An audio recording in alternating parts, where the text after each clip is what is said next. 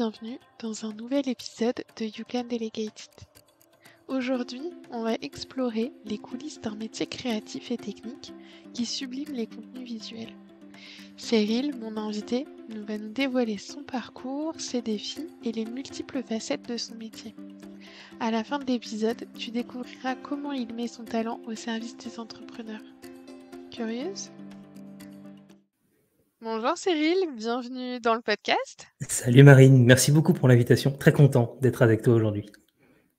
Je suis ravie de te recevoir pour un sujet qui, je pense, va être passionnant pour tous les entrepreneurs parce que on va parler d'un point un peu crucial, notre image, comment on peut transmettre notre image et notamment via le format de la vidéo, qui est du coup devenu un format assez central aujourd'hui dans la communication. Beaucoup de réseaux sociaux ne jurent plus que par ce format-là. Donc ça devient quelque chose d'assez primordial, en tout cas à réfléchir, si ce n'est à maîtriser pour nos communications d'entrepreneurs.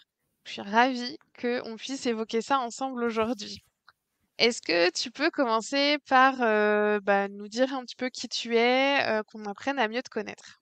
Ouais, bien sûr, avec plaisir. Mais écoute, je m'appelle Cyril, hein, comme tu l'as dit juste avant. Je vis juste à côté de Nantes, à Rezé. C'est une petite ville très sympa. Indépendant depuis plus de 10 ans maintenant, mais on aura l'occasion d'y revenir. Dans la vie, qu'est-ce que j'aime faire? Beaucoup de choses. Passer du temps avec mes amis, ça c'est un truc qui est important pour moi. Faire du sport aussi. Je trouve que le sport est hyper intéressant pour justement mener à bien aussi sa vie d'entrepreneur. Tu vois, je fais des ponts entre ma vie pro et ma vie perso. J'aime beaucoup rigoler. Je suis vraiment dans un délire très good vibe. Moi, je considère qu'une bonne journée, c'est une journée où on a rigolé au moins une fois. Ça, c'est hyper important. Et puis voilà, je suis voilà, quelqu'un de très social. J'aime beaucoup rencontrer de nouvelles personnes et voilà. Je sais pas si ça te suffit comme comme petite présentation. Je pense qu'on te connaît mieux en tout cas et qu'on va pouvoir mieux comprendre aussi comment tu envisages, enfin en tout cas ta vision de ton métier grâce à tout ce que tu viens de nous dire. Et du coup, si on attaque un petit peu dans le vif du sujet, on va partir un peu à la découverte de ton métier dans cet épisode. Est-ce que tu peux peut-être commencer par nous expliquer, je sais pas, une journée type? Comment ça se passe, pour toi, le quotidien? Qu'est-ce qu'il y a derrière, un peu les coulisses de tes journées? Dans les coulisses de mes journées, il y a plein de choses. Il y a plein de choses intéressantes. C'est ce qui fait d'ailleurs que j'adore mon quotidien parce qu'il est assez varié. Mmh, En général, il y a souvent un ou plusieurs échanges avec, les personnes avec qui je travaille. Ça, c'est quelque chose qui est primordial parce que pour ce que je fais, c'est, c'est indispensable. Ça, c'est ce que j'aime beaucoup, ce que je disais avant, hein, l'échange avec des gens pour, découvrir, ce qu'ils font, qui ils sont et ce qu'ils ont envie, d'apporter avec leur activité. Donc il peut y avoir une bonne partie d'échange, avec, un ou plusieurs clients pour, faire le point, soit sur des projets en cours ou soit pour imaginer des projets qui vont arriver, prochainement. Ensuite, il y a, quand on a fait cette première salve, d'échange, mon quotidien, ça ressemble à, faire, rayonner, l'image, tu en parlais, dans l'introduction, faire rayonner l'image des gens que j'accompagne. Alors ça passe par plein de façons, différentes, mais, moi mon objectif c'est ça finalement, c'est qu'au quotidien, j'aide des solopreneuses et des solopreneurs à partager ce qui les rend uniques. J'adore cette formule, tu vois? Je pense qu'on tu es un peu sur la même longueur d'onde, tu es tous Oui. convaincus qu'on a, plein de choses à partager au-delà de nos expertises et moi, c'est ça qui m'intéresse en général quand je rencontre quelqu'un. C'est pas foncièrement ce qu'il fait, mais c'est plutôt qui il est et ce qu'il a envie de Mmh. raconter, avec son activité. Donc dans mon quotidien, il y a ça aussi. Il y a, sous plein de formes différentes, faire en sorte de faire rayonner, l'histoire, la vision, les valeurs ou l'expertise, de quelqu'un. Donc, tu vois, ça se décompose en général Oui. en 2 temps comme ça. Il y a toujours un temps de réflexion, donc ça peut être plus ou moins long en fonction des projets que j'ai en cours et puis il y a plus un temps de production. Voilà, ça Mmh. se résume un peu comme ça. OK. Et justement, le point que tu préfères, dans tout ça, vraiment la chose, qui te fait aimer ton métier par-dessus tout? Ce qui me fait aimer mon métier par-dessus tout, c'est, ce que j'abordais juste avant, c'est le fait d'avoir l'opportunité et même l'honneur, parce que je considère que c'est vraiment un honneur d'être, aux côtés de clients et de clientes qui, arrivent avec une activité où tu vois, tu sens que ça fait sens, quoi. C'est important pour eux, Mmh. ils ont vraiment envie d'apporter quelque chose, pas forcément de novateur, mais ils ont envie d'apporter, de contribuer quelque chose à leur écosystème, de se battre pour un combat qui est important pour eux. Ça, moi, je trouve ça Mmh. extraordinaire. Je trouve que c'est génial de pouvoir contribuer à ma façon à leur combat. Je suis vraiment passionné par ce qu'on appelle la raison d'être, tu vois, des entrepreneurs. C'est quelque chose que je trouve absolument fascinant. Le fameux Mmh. pourquoi dont on parle souvent, qui est pas toujours évident à définir, Ouais. mais je trouve que c'est absolument extraordinaire d'avoir l'opportunité d'aider tous ces entrepreneurs et toutes ces entrepreneuses à faire rayonner ce qu'ils ont vraiment au fond d'eux, quoi. Tu vois, ce qu'ils ont dans leur tripes. Ça, c'est Ouais. vraiment extraordinaire, hein. Donc, c'est à la fois la phase où je découvre ce qu'ils ont envie de partager. Ça, moi, vraiment, j'adore cette phase-là. C'est trop bien. Et puis, le moment aussi où ils commencent à partager ce qu'on a travaillé ensemble. Ça, Mmh. c'est Mmh. génial aussi de voir les différents commentaires qu'ils peuvent recevoir ici et là.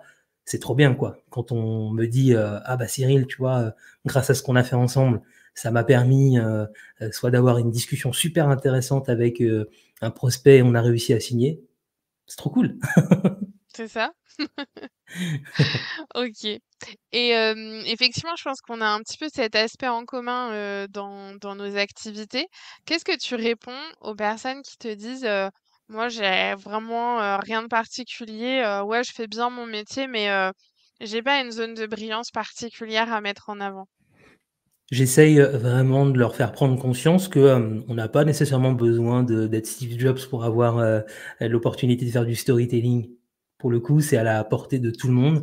Je pense qu'il y a un peu cette idée reçue selon laquelle il faudrait avoir eu une vie extraordinaire pour raconter des choses extraordinaires, alors qu'en réalité, je crois que c'est Charlie Chaplin qui disait ça, c'est que tout ce qui est personnel est universel. Et en réalité, dans des choses qu'on peut considérer comme banales dans son histoire, eh ben, ça peut résonner chez quelqu'un d'autre. Et c'est ça, moi, qui me fascine. Et en fait, ça parle beaucoup de la confiance en soi. Je pense qu'il y a beaucoup Mmh. de personnes et d'entrepreneurs qui ont un vrai déficit en termes d'estime de soi.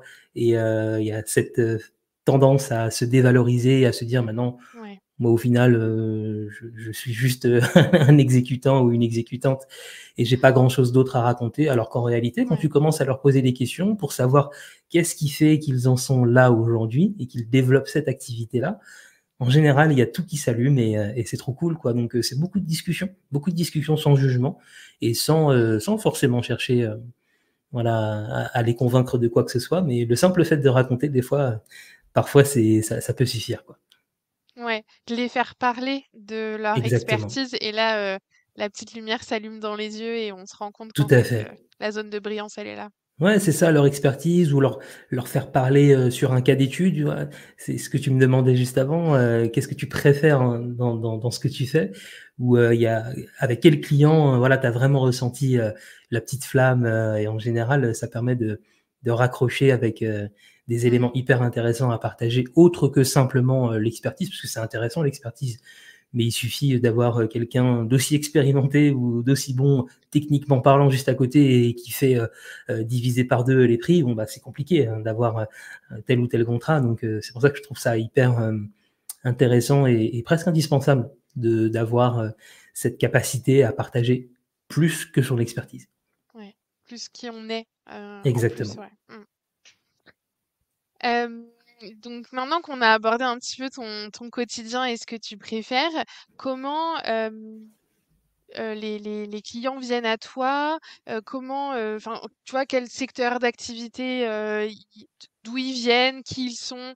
C'est voilà, quelle un peu l'histoire des personnes avec qui tu travailles.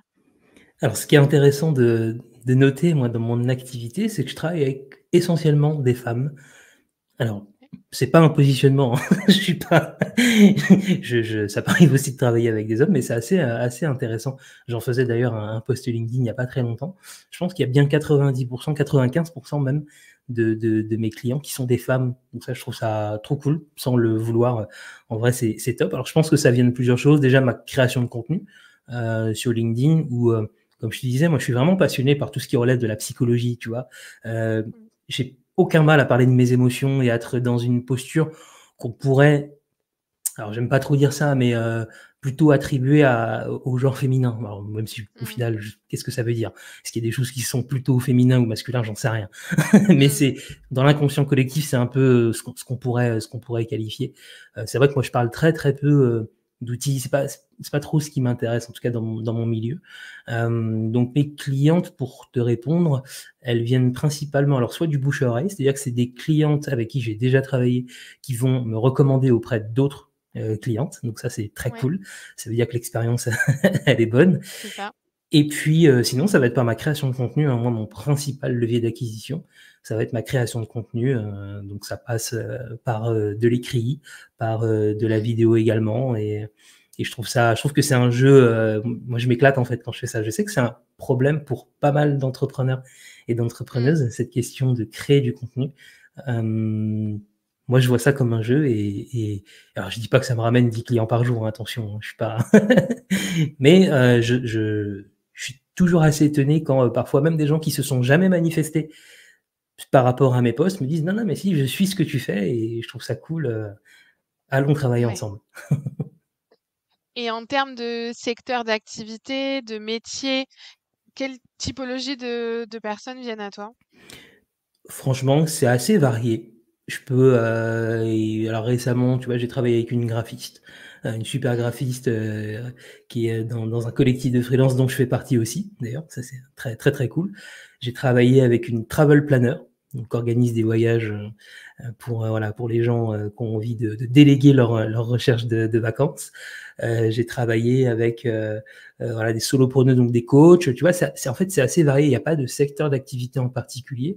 En revanche, le point commun entre toutes ces personnes, c'est qu'elles ont réellement envie de changer un peu l'imaginaire de leur écosystème, tu vois? En tout cas, Ouais, elles ont vraiment cette volonté d'aller challenger le statu quo, non pas pour, sauver le monde ou je ne sais quoi, tu vois? Ça, c'est souvent des choses un peu abstraites, ça fait un peu peur. Là, c'est vraiment des, ouais, des personnes qui arrivent avec une vraie vision des choses, des convictions ouais. et qui ont envie de, ouais, d'améliorer l'écosystème dans lequel ils sont et de montrer qu'on peut faire autrement. Ça, c'est vraiment le point commun de Autrement, toutes ces ouais. personnes. Pour le coup, pas de OK. secteur en particulier, mais un mindset commun, enfin, en tout cas, un état d'esprit où il y a ce truc de, ouais, j'estime que dans mon écosystème, ça ou ça va pas. Moi, j'ai envie Mmh. d'apporter ma patte et, et de raconter mon histoire, quoi. Ouais, OK. Et peut-être l'élément déclencheur quand on est, entrepreneur, qu'on s'intéressait pas forcément à cet aspect-là de notre communication et qu'on passe le pas et qu'on contacte toi ou quelqu'un comme toi, c'est quoi l'élément déclencheur? L'élément déclencheur, souvent, c'est la volonté d'aller franchir un cap. On a affaire à des gens qui entreprennent depuis un petit moment, alors pas forcément depuis 20 ans, hein, mais qui ont suffisamment de recul pour se dire: «OK, là, je suis à un stade où ça marche bien, je trouve que c'est cool, mais j'ai envie d'aller au cap d'après, à la marche Ouais. d'après». Hem Donc justement, il y a ce besoin de sortir, simplement de mon expertise. Voilà comment je travaille, voilà ce que je peux apporter et voilà les résultats que je peux, vous faire dont je peux vous faire bénéficier. Mais de, bah, voilà, de lever le voile un petit peu sur, qui je suis, d'où je viens, ce que je pense, mes convictions, mes valeurs. Enfin, c'est vraiment Mmh. ça. Je sens vraiment qu'il y a cet enjeu de: Mmh. «Ça marche bien pour moi, mais j'ai vraiment envie de devenir la référence dans mon secteur». C'est vraiment ça OK. l'enjeu. OK. Et maintenant qu'on est, quasiment à la fin de cet épisode, on a on a distillé certains indices au fur et à mesure de notre échange, mais il est temps, de lever le voile sur, ton métier. Alors du coup, dis-nous, qu'est-ce que tu fais? Eh bien, écoute, roulement de tambour, je suis vidéaste. Je suis vidéaste indépendant, donc ça fait plus de 10 ans que je fais ça maintenant. C'est ce que je te disais en introduction. Et Mmh. donc ouais, mon job, c'est ça en fait, c'est d'accompagner des solopreneuses et des solopreneurs qui ont envie de partager ce qui les rend uniques. Bah, je les aide à faire ça grâce à la vidéo et Ouais, particulièrement grâce à des petites capsules courtes verticales. On est en plein dedans en ce moment, en tout cas au moment c'est ça. où on enregistre ce podcast, mais il y a peu de chances que ça disparaisse dans 2 secondes. En tout cas, C'est ça. c'est l'un des piliers de mon activité, la production de shorts. Enfin, on appelle ça comme on veut, les reels, les TikTok, enfin peu importe. petites vidéos courtes verticales pour partager à la fois des éléments de son histoire, de son parcours, sa vision des choses, de son écosystème, ses convictions, son expertise aussi, hein, faut pas Mmh. oublier que c'est important.